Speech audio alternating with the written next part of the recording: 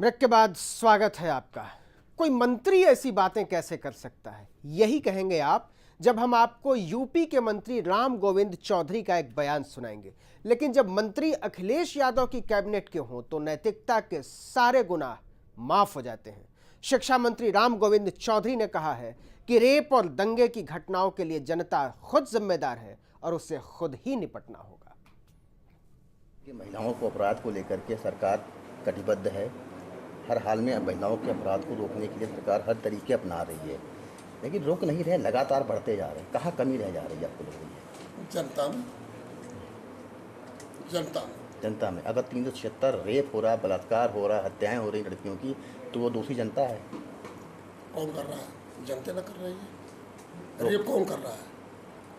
Rape गांव का या गांव का बगल वाला कर रहा है। तो मतलब जनता सुधर जाए, सब कुछ सुधर जाएगा।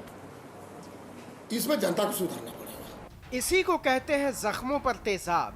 छोटे सरकार से शासन संभाले नहीं संभल रहा, औरतें घर के चौखटों के भीतर भी महफूज नहीं, और अखिलेश यादव के शिक्षा मंत्री सुशासन के पाठ पढ़ा रहे हैं। राम गोविंद चौधरी के लिए सबसे शर्मनाक जुर्म के लिए जनता खुद जिम्मेदार है। चौधरी जी के मुताबिक रेप और दंगों के लिए जनता ही जिम्मेदार है और सरकार उन्हें रोकने के लिए कुछ नहीं कर सकती।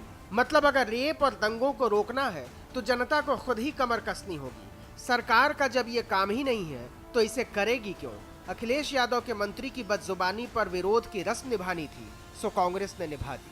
ये मुझे दुर्भाग्यपूर्ण लगता है, क्योंकि ये कहना कि सरकार बलात्कार में कुछ नहीं कर सकती, ये गलत बात है। लॉ एंड ऑर्डर रखना, कानून व्यवस्था रखना, लोगों को सुरक्षा मुहैया कराना, ये सरकार का कर्तव्य है।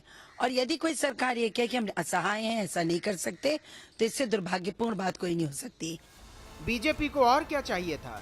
यूपी में समाजवादी पार्टी को घेरने का बहाना।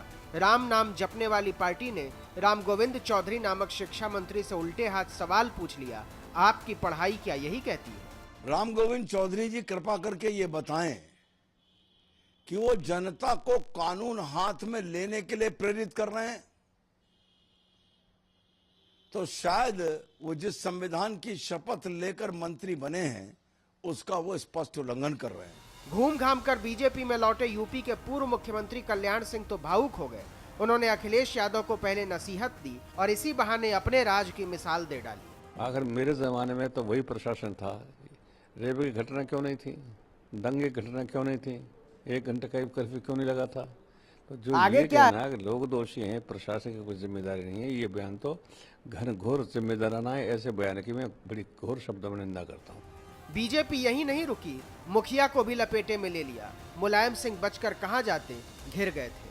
जिस पार्टी के मुखिया मुलायम सिंह यादव जी हैं और वो कहते हैं बलात्कार के ऊपर कि लड़के तो लड़के ही रहेंगे और उनसे इस प्रकार की गलतियां हो जाती हैं, तो आश्चर्य नहीं होता कि उन समाजवादी पार्टी के मंत्री जब ये इस प्रकार का ठीकरा आम जनता के ऊपर फोड़ें।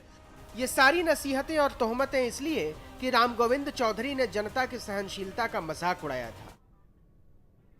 राजनीति ब्लैक एंड व्हाइट में इतना ही। आगे खबरों का सिलसिला बढ़ाएंगी शिवानी, लेकिन उसके पहले